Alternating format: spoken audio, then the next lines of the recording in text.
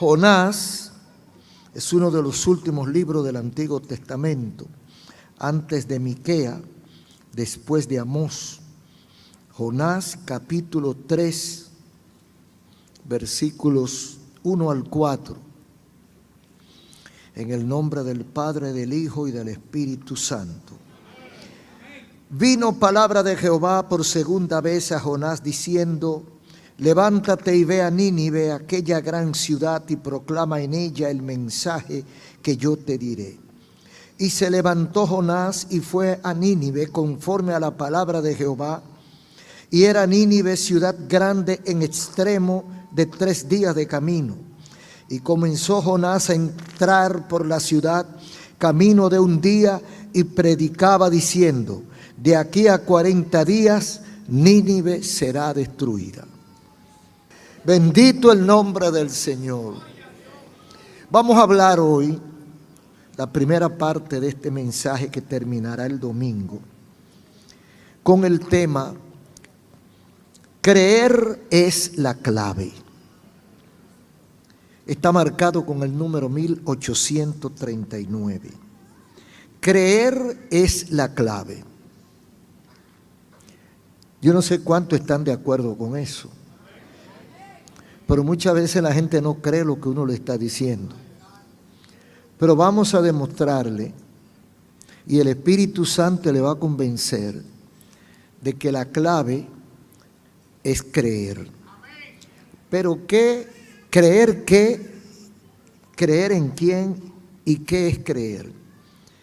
Cuando decimos yo creo, estamos aceptando confiar en algo que no conocemos, que hemos oído, que nos han informado, que nos han dicho algo, pero que no tenemos una evidencia tangible, material, de que eso es así. Por ejemplo, usted va al médico con una enfermedad, un malestar.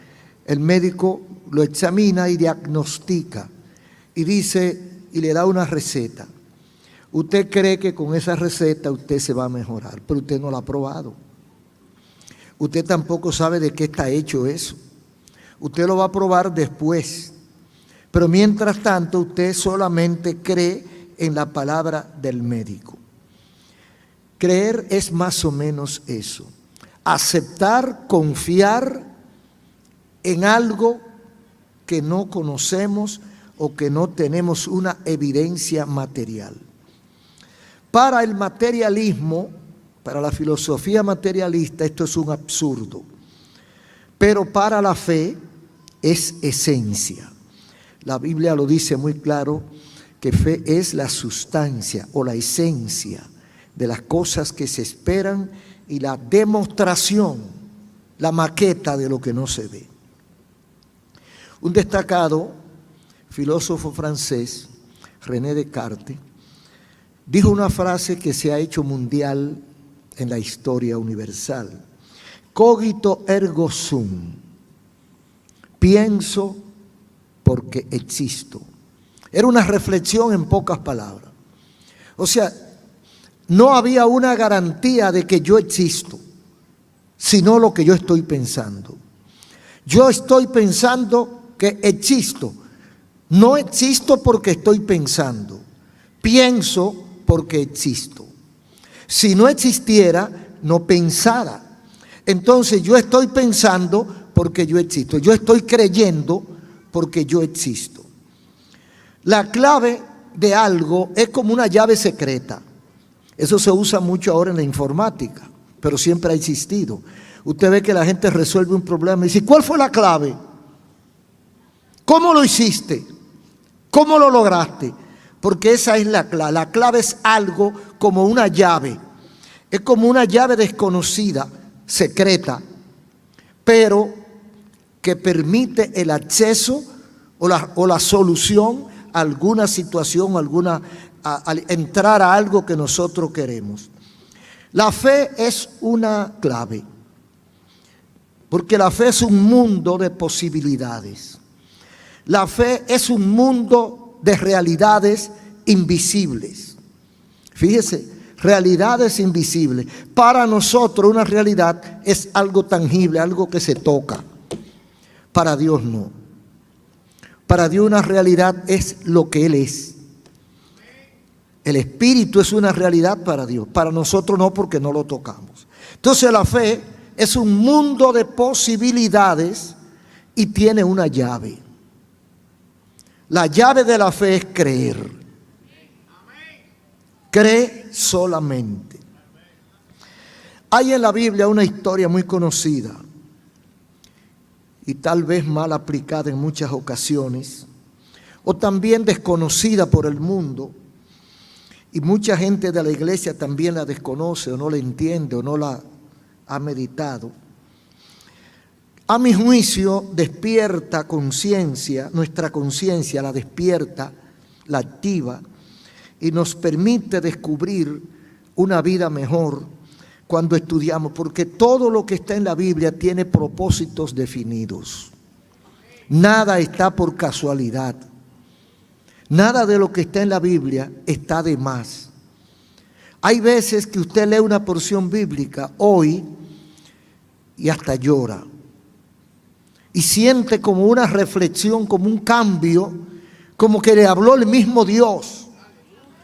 Pero usted analiza y la ha leído 10, 15, 20 veces eso mismo. Pero cada vez que la lee, como que algo nuevo surge. Ese es el propósito, porque eso es la palabra de Dios.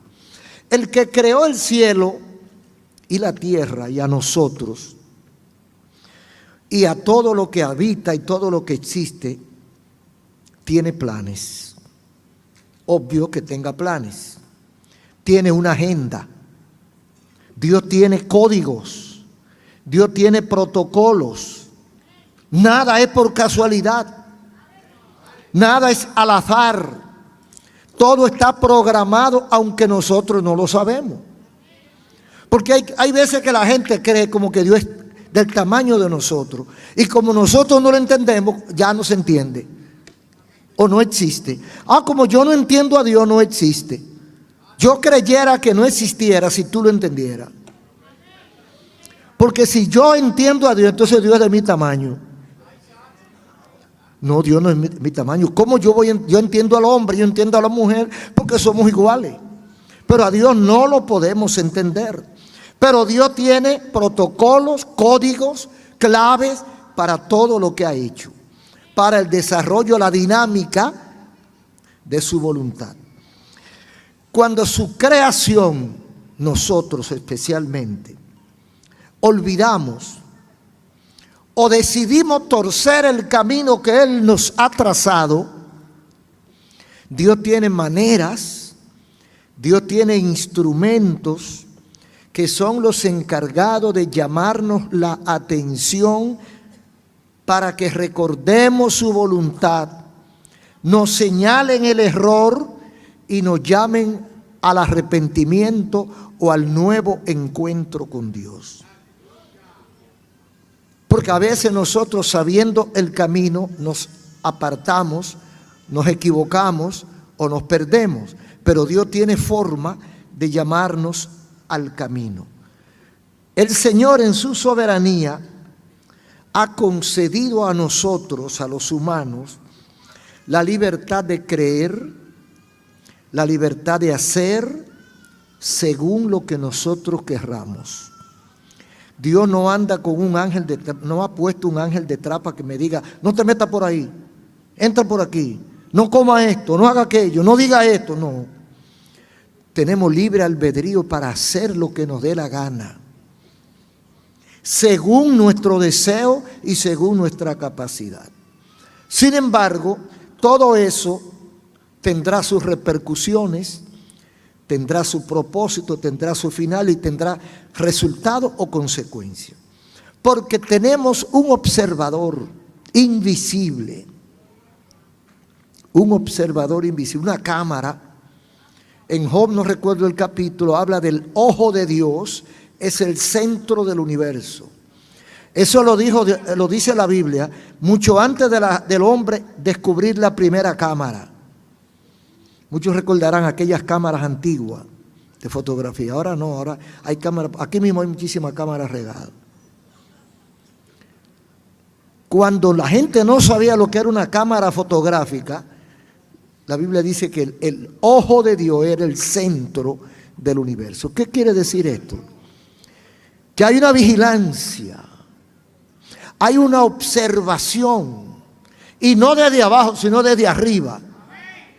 Y el que está arriba todo lo sabe, todo lo ve y todo lo controla. Porque tontos fuéramos nosotros que creyéramos que el que nos hizo y el que hizo todo esto nos soltó en banda y que nadie nos está chequeando. No, eso no lo crea, porque eso no es. Entonces muchos consideran que estamos solos. Hay gente que cree eso, que estamos solos los seres humanos en el universo y que nadie nunca nos va a pedir cuenta. Lamentablemente no es así.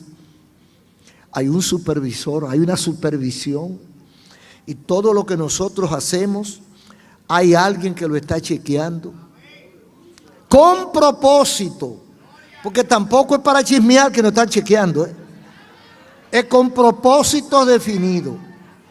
No estamos solos, estamos acompañados, y muy bien acompañados. Aunque no lo veamos, estamos acompañados. Hay personas que tienen el privilegio y lo ven. Hay personas que han visto ángeles.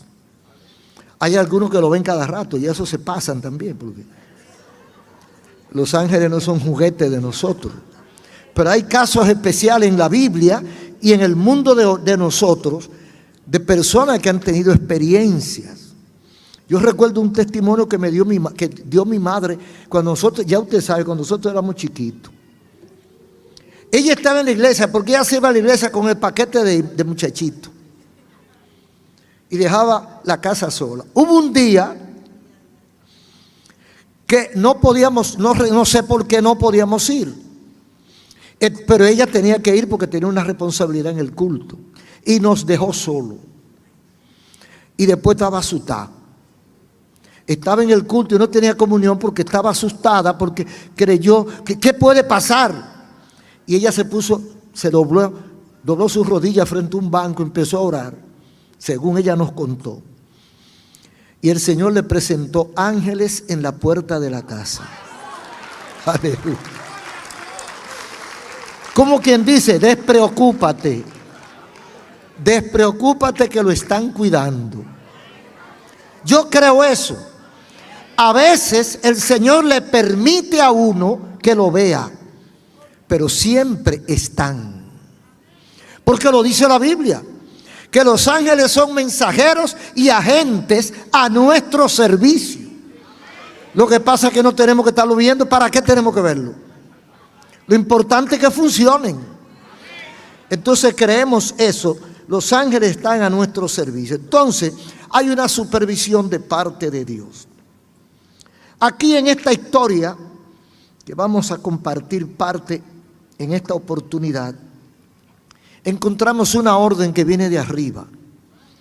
Esa orden le llama la atención a un profeta. Le dice: levántate, capítulo 1, versículo 2 de Jonás.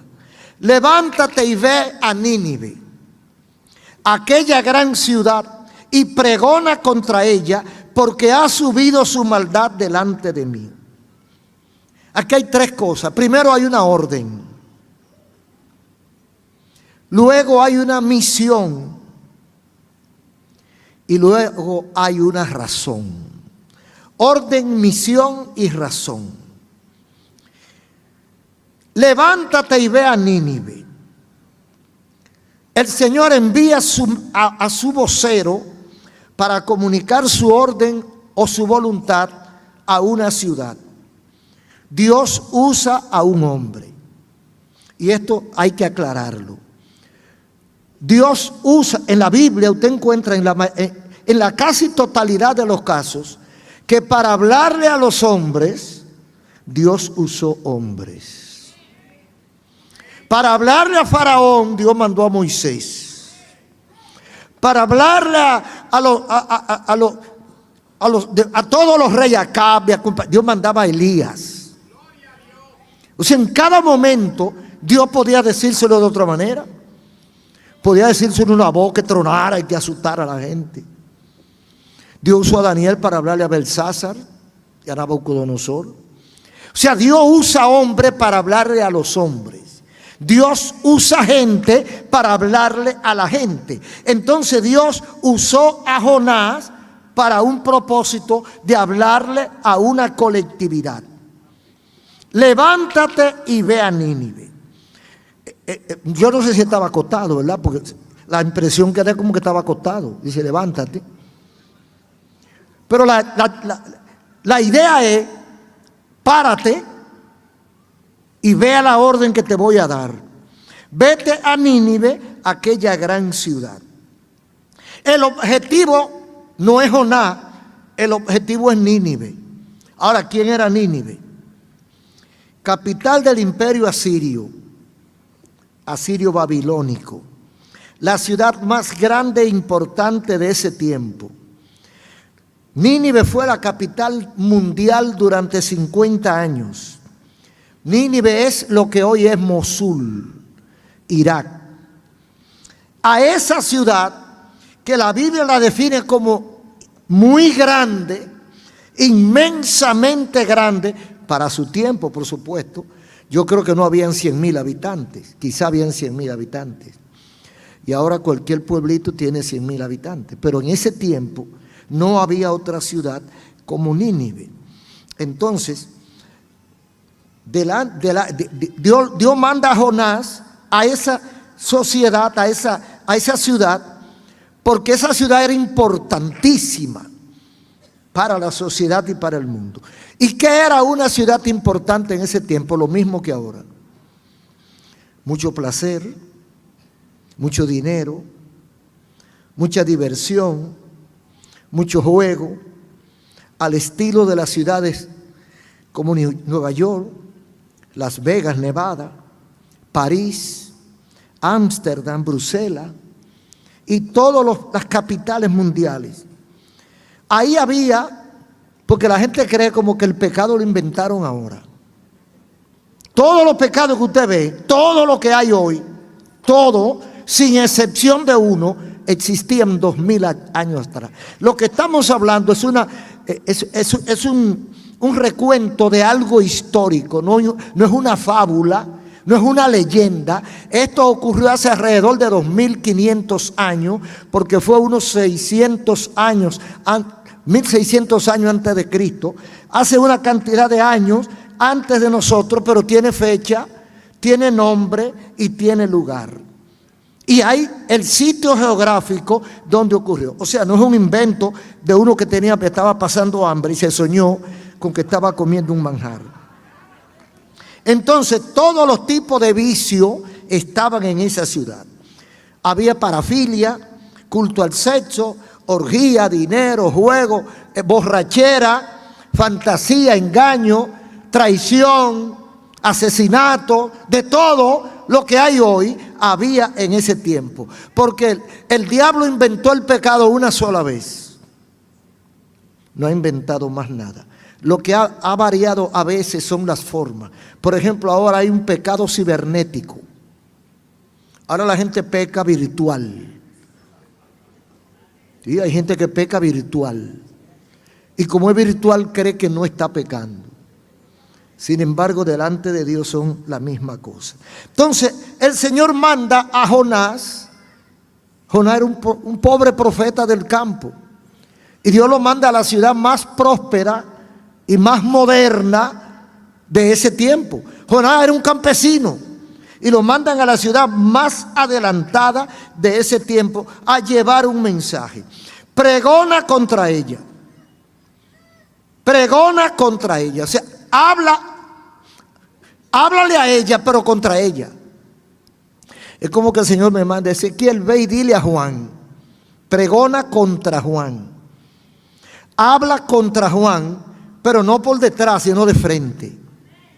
El Señor manda a Jonás que pregone contra Nínive, que vaya a desollarle el plátano, a decirle a Nínive lo mala que era. Ve y dile a Nínive que ellos no sirven. Ve y dile a esa gente que son unos sinvergüenza, que son ladrones, que son violadores, que son malos. Ve y díceselo. Eso es lo que está diciendo Dios. Pregona contra. No era cantarle una canción romántica o a declamar un poema de amor. No, es a pregonar contra la ciudad de Nínive, cuya reputación era mala, ser mala. Su distintivo era maldad. Entonces Dios manda a Jonás que vaya a pregonar contra ella. Para Jonás era un desafío.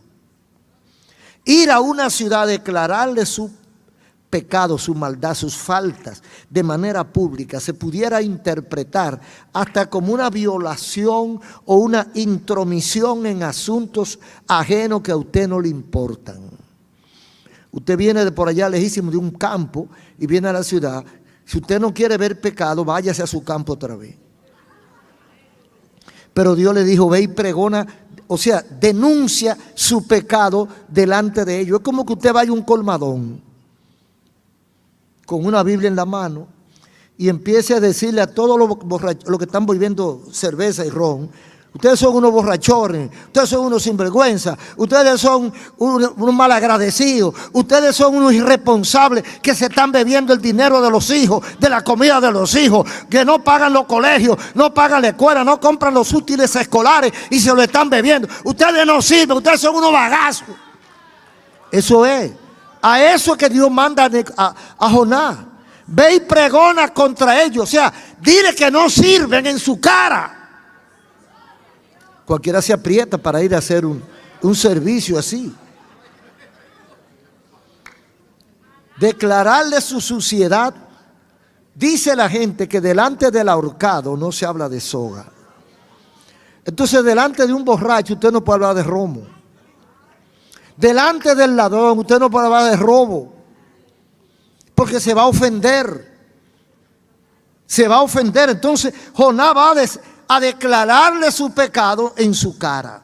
Un desafío, un riesgo que corría Jonás con irse al meter en lo que no le importaba. Ahora, ¿por qué lo hacía? La razón que tiene Dios para mandar a Jonás. Dice, dile a Nínive que su maldad ha subido delante de mí.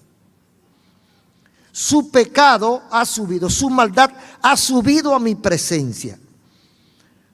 Ahí se ve el tipo de maldad y la cantidad de maldad del pueblo de Nínive. Esto tiene varias lecturas, porque esto me dice a mí que hay un límite. En la tolerancia de la maldad de los pueblos hay un límite. Yo veo en esto y otros pasajes bíblicos que Dios tiene una medida de la cual no pasa. Dios le tolera a la gente hasta un punto. Y no es igual para todos. Para cada uno es diferente. Hay gente que han hecho muchísimas maldades y todavía Dios no lo ha cortado. Y hay otros que hacen dos y se lo lleva. Entonces Dios tiene un límite de maldad para cada pueblo y para cada individuo. O sea que Dios está soportándonos nuestras impertinencias hasta un día y hasta un punto. ¿Sabe cuál es el problema de eso? El principal problema, que nosotros no sabemos hasta qué punto. Porque si yo supiera hasta el punto que Dios me tolera, pues yo lo hago hasta ahí y me devuelvo. El problema es que nadie sabe hasta dónde. Y se equivoca y se mete en rojo. Y las cosas de Dios no son como el tránsito de República Dominicana. Los conductores se comen la luz roja cada vez que le da la gana. Y nunca le hace daño. Violan las leyes y no pasa nada. No, con las cosas de Dios no, porque la manopla cae de golpe, automáticamente, plum. Y usted no sabe cuándo usted está viviendo su último día. Usted no sabe cuándo usted está pasando su última experiencia. Usted se ha cansado de beber romo. Usted se ha cansado de fumar. Usted se ha cansado de provocar pleito en la calle y no pasa nada porque usted es malcriado de fábrica. Y usted está jugando con eso. Pero un día usted se equivoca. ¿Cuál es el día que usted se equivoca? El día en que termina la tolerancia de Dios. Dios te dijo, mira, el día que llegue ahí, te golpeo. Pero usted no lo sabe, que es hasta ahí. Y usted va caminando muy tranquilo. Y de repente viene el golpe.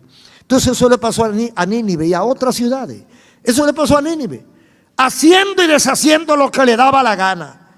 Y Dios le mandó un aviso.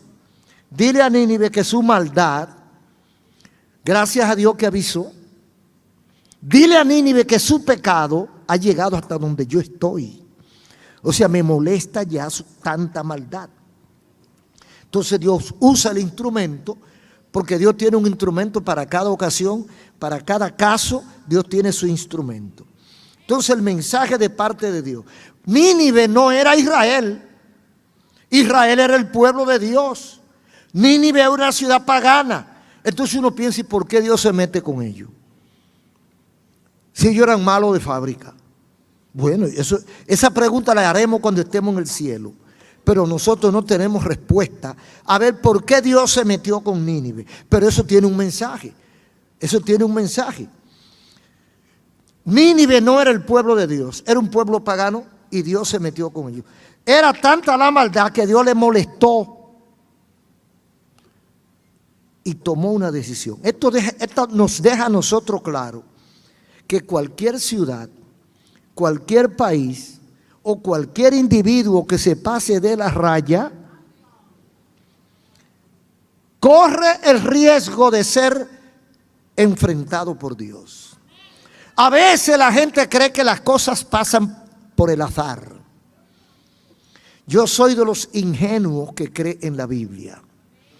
Y yo soy de los ingenuos que cree en el Dios Todopoderoso. Yo soy de los ingenuos que cree que Dios controla. Que a Dios no se le escapa ni una hormiga en este planeta ni en el universo. Yo creo eso. A Dios le molestó el pecado de Nínive y tomó una decisión. Lo que quiere decir que nadie se le va a escapar. No importa cómo usted se llame, no importa dónde usted viva, no importa su capacidad intelectual o económica, no importa su edad, no nos vamos a escapar del observatorio divino y del mensaje y del castigo divino. Entonces tenemos que andarle claro. Dice claro que cualquier ciudad, cualquier país, cualquier individuo puede ser llamado a juicio o castigado por su pecado, no importa dónde esté, no importa que sea conocedor o no de la palabra. Hoy queremos hablar del mensaje, de ese mensaje que le llevó el profeta a Nínive. Y de la respuesta, nos vamos a concentrar en la respuesta de la gente ante el mensaje de Jonás. Más adelante estaremos hablando de la desobediencia del profeta, las razones y consecuencias de esa desobediencia, hablaremos en la próxima ocasión. ¿Qué contiene el mensaje de Jonás? Fíjese, número 1, hay un profeta. Número 2, hay una ciudad cuyo pecado es tan grande que ha llegado a la presencia de Dios y Dios ha tomado carta en el asunto. Dios mueve al profeta con un mensaje especial, porque Dios tiene mensajes especiales. A cada quien Dios le manda su mensaje. Dile a fulano tal cosa. Eso que Dios le dice a fulano no se lo dice al otro le dice otra cosa. Porque cada quien es un individuo delante de Dios. Entonces Dios manda al profeta con un mensaje a una ciudad corrupta, a una ciudad envuelta en vicio, a una ciudad envuelta en pecado. Oiga, ¿qué mensaje? 7 palabras tiene este mensaje. Se parecen a las 7 palabras de la cruz. El mensaje era sumamente corto. Dentro de 40 días, Nínive será destruida. Es un mensajito corto, ¿verdad? Inofensivo. ¿Qué le parece a usted que baje una voz del cielo? Usted está muy tranquilo, muy quitado de bulla, celebrando los 15 años de su hija. Y venga una voz del cielo y diga, dentro de 40 días Santo Domingo será destruida. Estamos hablando de que la fe, de que creer es la clave. Usted no cree nada, pero si alguien le dice dentro de 40 días esto se va a destruir, usted toma medidas. Yo no lo creo, pero por si acaso, ¿verdad? Hermano, los profetas de Dios no eran individuos como los artistas de Hollywood de hoy. Eran hombres que estaban entregados a Dios. No tenían afán material. Vivían consagrados para cuando Dios lo necesitaba, lo llamaba. Y ellos iban. Eso pasó con Jonás. Ve, levántate de esa cama o de ese sillón y ve a Nínive. Yo no sé a cuántos kilómetros estaba Nínive, pero estaba a 15 o 20 kilómetros. Vete a Nínive y dile esto, nada más dile eso. Tú no vas a ir allá con un libro de teología a leérselo, a hablarle de todas las profundidades de la teología. Usted no va para eso. Tú le vas a decir allá una sola frase. Dile a Nínive,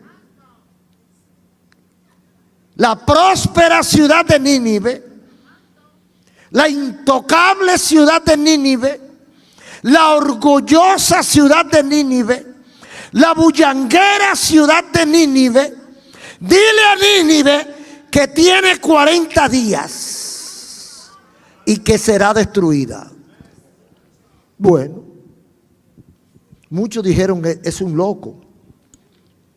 Ahora estaban los ninivitas obligados a creer ese mensaje de Jonás.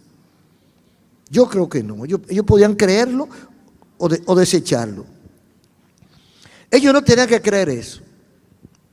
Ahora, hay un problema que tenía Jonás, entre otros. Jonás tenía un problema y era que Israel había sido invadida muchas veces por Asiria. Israel y Asiria no tenían buenas relaciones.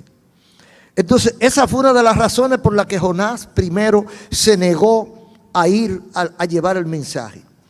¿Qué podía pasar cuando este hombre empezara a anunciar Nínive será destruida? Podían pensar, ese es el deseo de él, por los daños que nosotros hemos ocasionado a su país. Podían ellos pensar, y eso lo pensó Jonás. Cuidado si esta gente creen que es una broma. Quizás creen que yo me estoy burlando de ellos. Sabemos las cosas que ocurrieron. Finalmente Jonás tuvo que ir a hacer su trabajo, pero mientras tanto Jonás está en aprieto, porque él no sabe cómo ellos van a reaccionar. Pero ¿qué pasó cuando él caminaba por las calles anunciando ese mensaje? Cuando la gente oyó el mensaje de Jonás, no descartamos que hubo un grupo que no creyó. Es probable que algunos que privaban es más sabio que los demás. Este loco no me va a engañar a mí. Pero por si acaso yo voy a tomar las medidas. Porque los profetas de Israel tienen fama. Y ellos lo sabían. Los profetas de Israel tienen fama. Que cuando dicen una cosa, eso se cumple. Así que por si acaso vamos a tomar medidas. Entonces dice, versículo 5, y los hombres de Nínive creyeron a Dios y proclamaron ayuno y se vistieron de cilicio desde el mayor hasta el menor de ellos. Capítulo 3, versículo 5. ¿Qué hicieron los hombres de Nínive? Creyeron a Dios. O sea, Creyeron en el mensaje de Jonás. Creer es la clave. Programaron ayuno y se vistieron de cilicio. ¿Por qué creyeron ellos? Porque todas las cosas tienen una razón. Ellos no estaban obligados a creer en Jonás. Ellos podían creer que Jonás era un usurpador, un loco, cualquier cosa. Ellos no estaban obligados a creer. Pero ¿qué pasó? Ellos habían oído la historia, porque no estaban tan lejos. Ellos habían oído la historia del diluvio, porque eso se iba transmitiendo tradicionalmente de generación a generación. Y ellos habían oído lo que pasó en el diluvio en Génesis 6, capítulo 5 al 7. Cómo Dios le avisó porque la maldad había subido de punto. Dios mandó un loco llamado Noé a anunciarle que iba a destruir el mundo con agua y que iba a ser un arca para que el que quisiera creer, se salvara. Entonces, ellos a lo mejor habían oído eso. Y 1200 años después del diluvio, hubo otro caso que fue el de Sodoma y de Gomorra, capítulo 18-20. Ellos también seguro habían oído hablar de Sodoma y Gomorra. Dios envió también a un loco a anunciarle, a Abraham y Lot, pero ellos no hicieron caso. Y la Biblia registra con pelos y señales que Dios quemó a Sodoma y a Gomorra. Entonces quizá eso les llegó a la mente a ellos y se asustaron. Entonces por eso dice la Biblia, y los hombres de Nínive creyeron a Dios. ¿Por qué creyeron? Le creyeron a Jonás, porque ellos no oyeron a Dios. Amigo, usted no va a escuchar la voz de Dios, muy difícil. Es muy difícil que Dios le mande un ángel al colmadón a sacarle a usted del colmadón. Pero Dios le manda un hombre, un loco, una loca de esas que usted cree que son locos. Un evangélico arrebatado con una Biblia y va al colmadón, va a la discoteca, va donde usted le dice, arrepiéntete que Cristo vuelve. Dios no mandó un ángel a Nínive, Dios mandó a Jonás. Y a Jonás era que había que creerle, porque Dios se comunica con los hombres enviando hombres y mujeres, por supuesto, la especie. Entonces ellos le creyeron a Jonás. Y los hombres de Nínive creyeron, o sea, la sociedad de Nínive creyó a Dios. ¿Y qué hizo cuando creyó? Porque hay gente que piensa que creer es decirlo de la boca para afuera. No, sí, Dios sabe que yo creo en Él. No, porque yo soy un hombre bueno. Yo no mato, yo no robo, yo no hago nada de eso. Yo soy un hombre bueno. Dios quiere algo más, Dios quiere demostración. Los hombres de Nínive pudieron decirle a Jonás, nosotros creemos, ¿qué es lo que hay que hacer? Ya nos arrepentimos, ya dejamos la maldad, ya somos santos. Ellos pudieron decirle eso y tranquilizar a Jonás. Pero ellos hicieron más que eso. Dice, creyeron a Dios y proclamaron ayuno. Un evangélico, bueno, no todo, pero hay muchos evangélicos que con facilidad ayunan. Pero un inconverso ayunar, eso no es fácil, hermano. Usted pone un hombre impío ayunar hasta las 6 de la tarde. ¿Usted cree que lo hace con tranquilidad?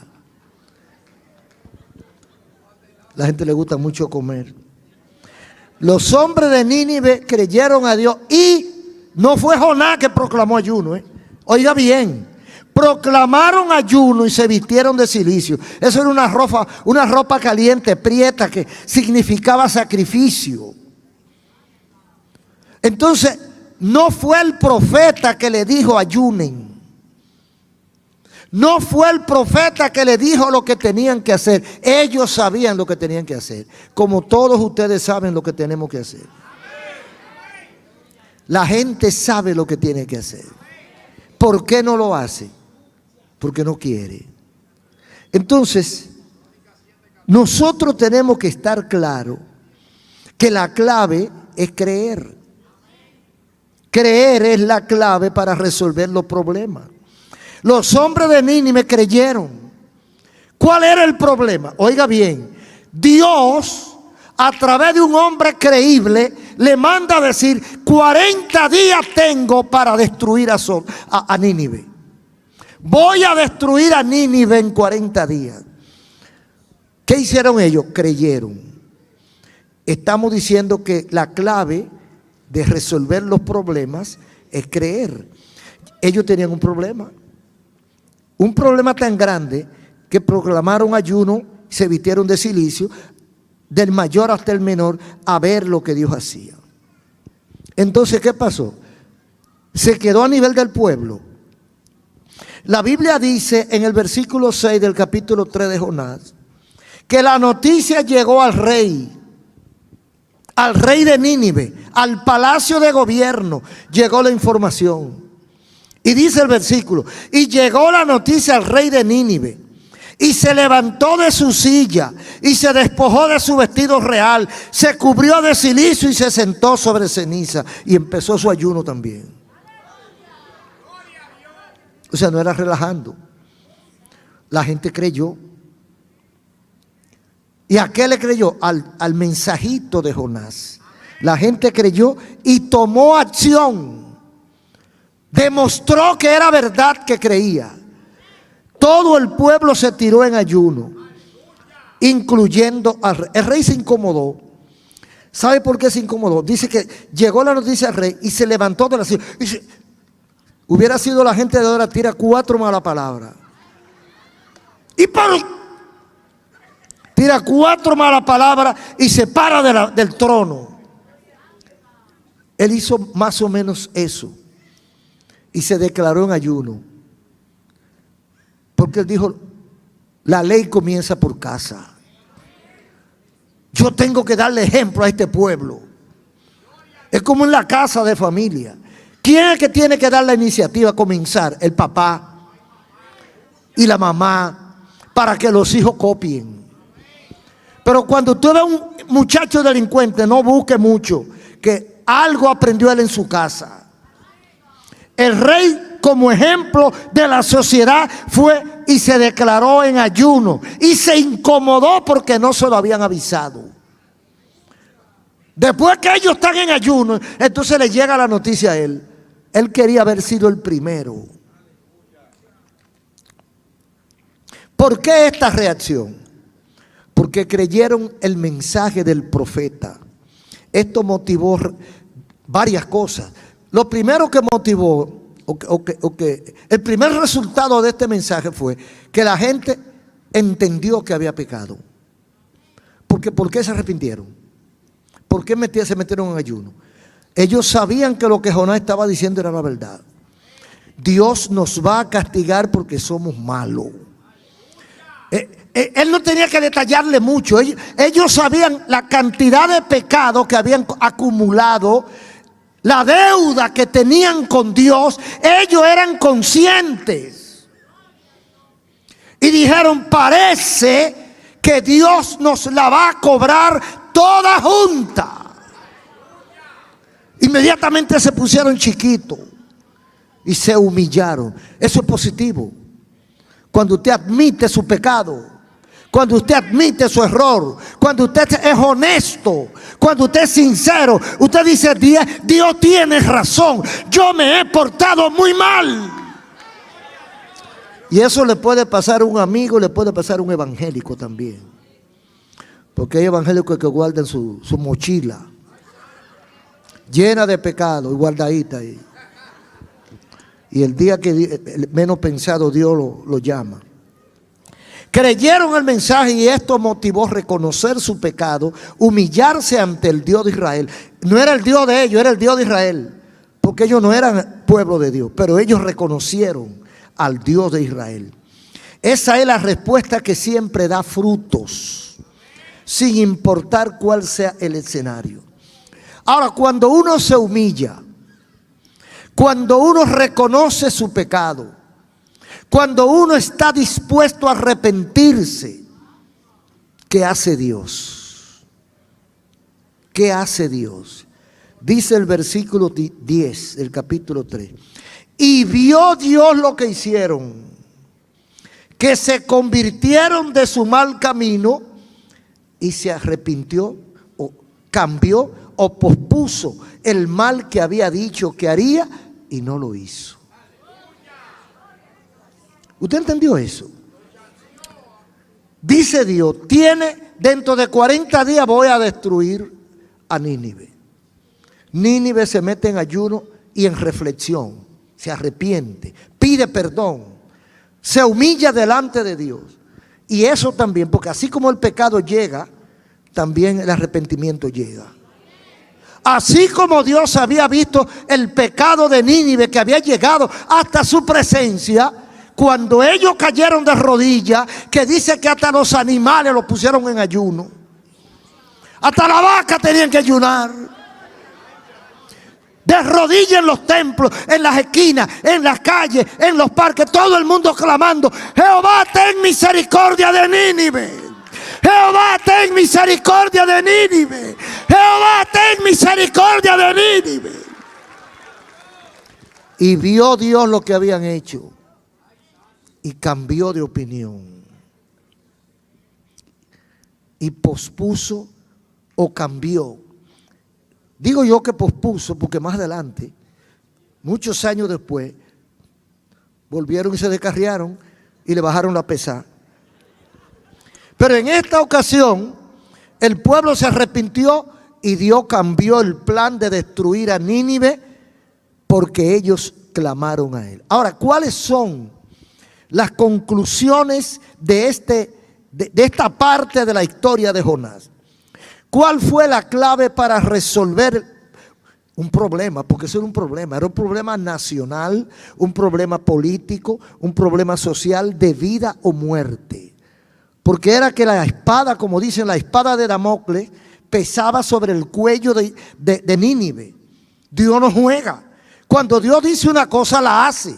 Entonces ellos sabían que estaban en un inminente peligro, como hay mucha gente que me está escuchando. Con la diferencia de que Nínive se arrepintió y hay otros que no se quieren arrepentir. Hay otros que no. Se la cantan 4 veces la verdad. Saben que son malos.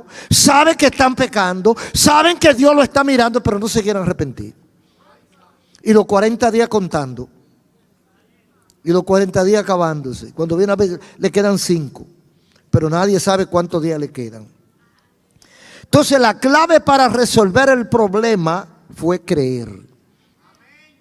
Creer es la clave para resolver el problema de tu casa. Ellos creyeron el mensaje del profeta y fueron librados. Hoy para Dios todavía sigue siendo la clave, sigue siendo la misma. ¿Por qué la gente no resuelve una cantidad de problemas? Porque no cree. Vive sin fe. La clave para resolver los problemas de tu casa es creer. La clave para resolver los problemas de tu mente, de tu corazón, de tu cerebro, de tu depresión, es creer. La clave para resolver el problema de tu familia es creer. Pero no creer en un palo. Porque Jonás está hablando de un Dios vivo y eficaz. Entonces, creer en el Dios de verdad es la clave para resolver tu problema. La clave es creer, pero el problema más grande para la mayoría de la gente es ese. ¿No quieren creer? ¿Qué les cuesta? Nada, pero no quieren, porque entienden que eso es humillarse. Yo soy un hombre fuerte, yo tengo que resolver mi propio problema, porque yo tengo inteligencia que me sobra. Yo no tengo que dejarle las cosas a Dios, yo las voy a resolver. La Biblia dice que hay un Dios todopoderoso que te quiere ayudar. Dios quiere ayudarnos a todos. Dios quiere meterse en el problema de nosotros. Dios quiere meterse en tu salud, en tu hogar, en tu familia. Dios quiere meterse en tu empresa. Dios quiere meterte en tu ciudad, en tu nación, pero tú tienes que creer, porque esa es la clave. La clave es creer. Nínive se dio cuenta que la clave era creer. Y dice, creyeron el mensaje de Jonás. Y como creyeron, y la llave es creer, la clave, la contraseña es creer. Cuando le aplicó la clave, ¿qué hizo? Se abrió. Hermano y amigo, cuando usted le aplique la clave, cuando usted le aplique la llave secreta, el problema que usted no encuentra salida, se va a abrir solo. Pero la clave es creer. Cristo le decía a los enfermos, cree solamente. Cuando vino el centurión dando gritos que su hija se estaba muriendo o que se había muerto, se estaba muriendo. Y en el momento que él está teniendo una pequeña audiencia con Jesús, llega un emisario y le dice, ya no moleste al maestro. Ya se acabó todo. La muchacha acaba de morir. Cristo oyó y le dijo, cree solamente. Aleluya. Aleluya. Le dijo en el oído, le susurró, Cornelio, cree solamente. ¿Por qué? Porque esa es la clave del creyente. Esa es la clave que nos tiene de pie a nosotros. Esa es la clave que nos tiene firme delante de un mundo endiablado. Nosotros hemos sido victoriosos porque tenemos la clave. Creer. ¿Cuánto cuesta creer? Entonces, ¿por qué no creen? Creen en Jesucristo, le dijo Pablo y Silas al verdugo de la cárcel. ¿Qué tengo que hacer para ser salvo? Cree en Jesucristo. Eso mismo le digo yo a los amigos que están aquí, los que están a través de los medios. ¿Qué debo hacer para resolver mi problema? Cree en Jesucristo. Y verá como la carga, lo primero que hace es que te descansa, te reposa. Porque cuando usted le suelta el paquete a otro, usted ya comienza a descansar. Cuando usted logra activar la fe, creer en Dios, usted descansa y duerme. Porque ya usted no está preocupado por el problema. Porque ya el problema usted se lo pasó a alguien que lo puede resolver. Entonces, la clave es esa. Creer, la clave de la victoria, la clave de la felicidad, la clave del éxito, la clave de todo lo bueno es creer. Y no cuesta nada. Así que ojalá que todo el que está escuchando pueda creer, pueda tener la capacidad de creer. Es un ejercicio. Usted va a hacer un ejercicio. Yo voy a depositar mi fe en el Señor y voy a dejar el problema a Él. Y Él lo va a resolver a su manera y en su tiempo. Porque hay gente que le dejan el problema a Dios, pero quieren ayudarlo. Usted no tiene que ayudarlo. Porque si usted ayuda, usted está desconfiando. Usted está minimizando el poder de Dios. Usted tiene que descansar en Él. Suéltale el problema completo y no piense más en Él. Que haga Él lo que quiera y a ti te da lo mismo. Porque tu problema está en la mano de Él. Un aplauso al Señor. Querido amigo, acabas de escuchar el mensaje de la palabra de Dios y Dios habló a tu corazón. Si quieres comenzar una vida nueva, entrégale tu vida a Cristo, tu corazón. Repite conmigo esta breve oración. Amado Dios, te adoro y te alabo y te agradezco haberme hablado al corazón. Señor, reconozco haber pecado contra ti. Hoy me arrepiento, te pido perdón, te entrego mi corazón y acepto a Jesucristo como mi Señor y mi Salvador. Lávame con tu sangre y escribe mi nombre en el libro de la vida. Amén. Si lo hiciste de corazón, busca una iglesia cristiana evangélica y asiste a los cultos. Y todos los días lee la Biblia y habla con Dios en oración. Y allá en el cielo nos veremos. Dios te bendiga.